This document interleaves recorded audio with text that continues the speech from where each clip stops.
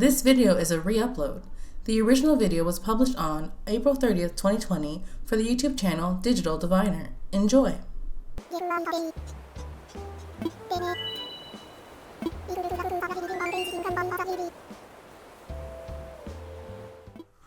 Hi there, my name is Deanne Dawson, and today I would like to use the tarot cards and the latest installment in the Animal Crossing franchise to highlight just how dire the climate change situation really is, and to encourage all you lovely viewers to do your part and take appropriate action whenever possible. When I say take appropriate action, I don't mean things like reduce, reuse, recycle. That's all fine and good, and we should totally be doing our part to take care of the planet that we all have to begrudgingly live on. However, we are way past that point.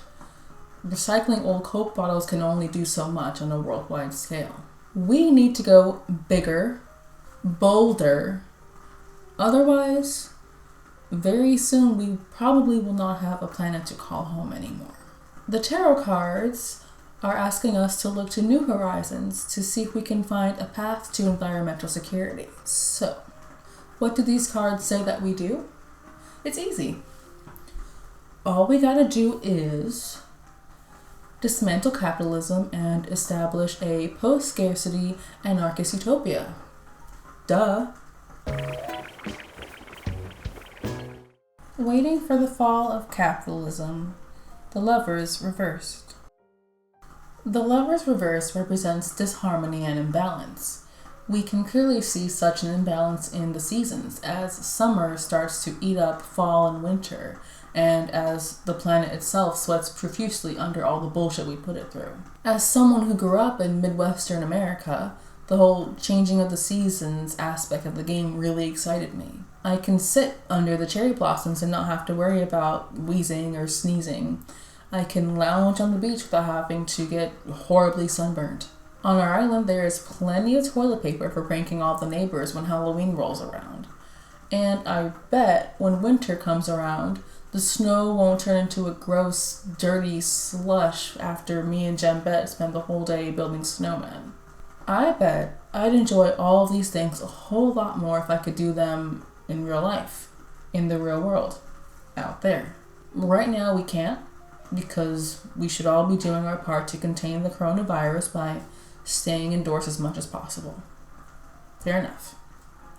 But what happens when the pandemic ends and we're allowed to enjoy the outdoors again? What happens when all the trains and cars and buses and cruise ships come out of their hibernation and start guzzling oil like they did before? It's extremely likely that if climate change is allowed to continue, we won't have 4 distinct seasons anymore. And people are already starting to feel these changes. This past winter, I can't tell you how many times people came up to me and told me how warm it was, or how weird that we didn't really have very much snow. This article on NPR confirms that just this past January was the hottest recorded January on average, compared with 141 years of temperature records. To me, it felt less like a winter wonderland and more like a brisk, gloomy spring. Last summer felt like it was never going to end. Again, the hottest ever recorded, and I shudder to think just how horrible and miserable this upcoming summer is going to be. In Animal Crossing, spring lasts a solid 3 months, with April showers heralding the return of Mayflowers, and with bees getting the full value of their labor via the game not letting me get any of their hard-earned honey.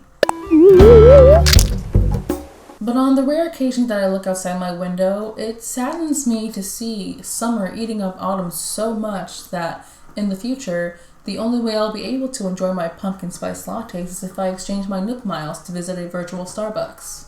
I don't want to live in a world where the only way I can enjoy a peaceful stroll through the cherry blossoms is by playing a video game. And yet, there are other aspects of global warming that will continue to change the planet for the worse.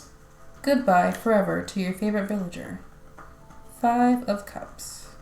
For this section, I feel that the 5 of Cups conveys a sense of despair and grief over the loss of natural life that has, unfortunately, become commonplace on this planet. I love animals. I love my villagers. Yes, even Sylvia. All the death and destruction we put them through is terrifying. But if we look at the Five of Cups, we can see that there are still some that haven't spilt over. We can take that to mean that there is still a chance to right these wrongs and repair our broken earth. It's safe to say that most people are well aware of the dangers of climate change and how it will negatively impact all of us in the near future. But we cannot forget all the wildlife and animals that have been dealing with ramifications of global warming for a long time and will continue to suffer if we don't intervene and protect them. Remember those horrible bushfires that ravaged a good portion of Australia earlier this year? Did you see those images of koalas crying in pain as their habitats went up in flames around them? Imagine if that koala were Eugene. All of the handcrafted medicines in the world can't undo the horrors that poor animal went through. What if Meringue fled to your island paradise, not because she was in desperate need of a vacation, but because her whole fucking forest was torn down to make ugly block stereos? Trees don't magically produce more wood if you wait another day or two, nor do they only take 3 days to grow back to their full form. Overconsumption and wastefulness are actively ruining the natural environments that these animals live in, even though there are plenty of viable alternatives that don't require the polluting of rivers or the poisoning of our bees. For example, hemp is an environmentally friendly material that could be used to make cloth and paper, and it could also very well be much cheaper to harvest and produce than what businesses are normally using. One of the main reasons why green products are so expensive for the average consumer is because companies mark up the price under the guise of eco-friendly trends. So, if the plastic bottle is significantly cheaper than the biodegradable one, of course, people are going to get the plastic bottle. One could argue that green-friendly products are inferior to normal ones. Okay, that's fair. Make them better. Fund research to improve the quality and durability. The markets setting the prices for these items are capable of making them affordable to the average consumer. The only thing stopping them is their greed. And to that I say, who needs profits in the wake of the apocalypse? And of course, corporations are unlikely to take it upon themselves to make the necessary changes, so it's up to us to get our politicians to rein in the free market. And if the politicians won't do it, okay, well. It's time for guillotine. It's time to raise the voice. It's time to sharpen the blades. We just can't take this anymore. It's nothing personal. We gave your way a try. We're sorry, but you at the top all have to die. Side note, I am not advocating a return to the Stone Age where we throw away all our smartphones and we use foot-propelled cars like in the Flintstones. Nor am I suggesting that eco-fascist population control is a viable solution. If that's what you're taking away from this video, you are mega wrong. Bad viewer, go stand in the corner and think about what Lenin would do. What would Lenin do? Okay, what would Lenin do? What would Lenin do? Lenin would fuck him up! Gregor! It'd be nice if we all became vegans and lived with as little carbon footprint as possible, but I realize that for a lot of people that's just not gonna happen. So we're gonna have to learn how to compromise. We can keep our smartphones and our cars. We're just gonna have to be way better and smarter about what resources we use and how we use them. And by we, I mean the corporations that are allowed to destroy the environment for the sake of meaningless money. So not we. Then, we gotta learn how to play nice with Mother Nature. Temperance. The Temperance card is all about taking the middle road, compromise, finding a balance between wanting everything and true contentment. When I look at other people's villages, I'm amazed at all the work and love that go into turning a deserted island into a gangster's paradise. However, that's not really my style. Big fancy buildings, all shiny and chrome, are nice to visit, but not something I'd call home. I prefer a simpler vibe on my island, and I actually really enjoy the forest slightly overgrown with weeds, thank you very much. You can take that island raking and shove it up your ass, Isabel. The beauty of Animal Crossing is that there's no real pressure to make the bougiest ville ever. Nothing wrong with wanting and liking opulence. You could totally have a golden toilet, you just gotta put in the work to mine the gold. At the same time, there's nothing really stopping you from just living in a tent for the majority of the game. I'm perfectly fine with having a 3-room house. I'd rather use my bells to add bridges to the village and to upgrade Nook's Cranny so that Jan Bet and I can go for milkshakes after spending all day fishing for sea bass.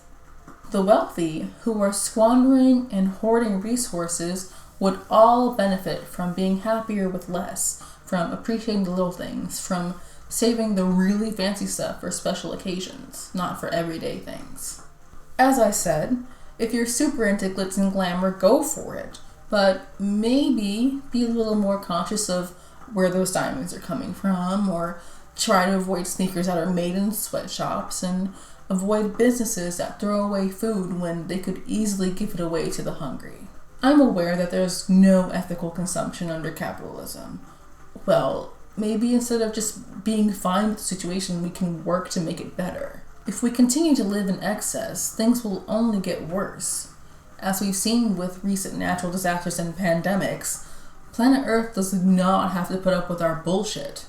At the end of the day, the Earth will keep spinning with or without us. Mother Nature can be very creative in the ways that she deals with us if we don't learn our place in the natural order of things.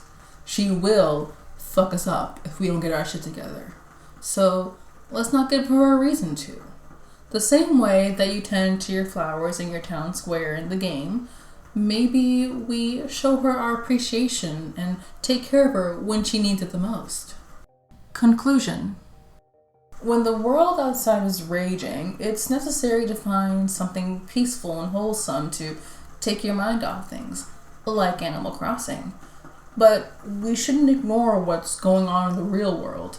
We can't wait for someone else to do the dirty work that needs to be done in order to protect our pie in the sky. I can't tell you how many times I boot up New Horizons and then look outside my window and get sad at the thought that the real world will never be as carefree and as idyllic as my island life. I would love nothing more than to have my own peach orchard and sew my own clothes to give away to my friends and loved ones. But it doesn't have to be a fantasy. The only thing standing in my way of this dream is the systems that make it impossible to leave the 9-to-5 work till you die grind. It is killing us. It is killing our home. The biggest way that we can curb the effects of climate change is if we manage to get our governments and the corporations that run them to give a fuck. Capitalism is ruining our lives. No question there. Don't let it continue to ruin our home as well. Thank you all so much for watching. I really appreciate it. If you enjoyed this video, please remember to like, share, add a comment below, follow me on Twitter, and subscribe to this channel for more content. Before you go, I'd like to recommend one of the videos that inspired me to make this one, The Political History of Climate Change in Australia by Hardcore Lime. Also, check out the following channels I'm sure you'll enjoy: Valium Sad Femme McGirlboss, for more insightful takes on the memes of the future, and also Professor Flowers, who discusses everything from media analysis to race in leftist society. Thank you all so much for watching. Please consider supporting us on Patreon for more videos and extra content. Special thanks goes out to our patron backers: Ericobia, Dottie Wyatt, Hardcore Lime, Josh Thomas, Kendall Carey, Kaylee Christine, and of course Paz. Have a great one.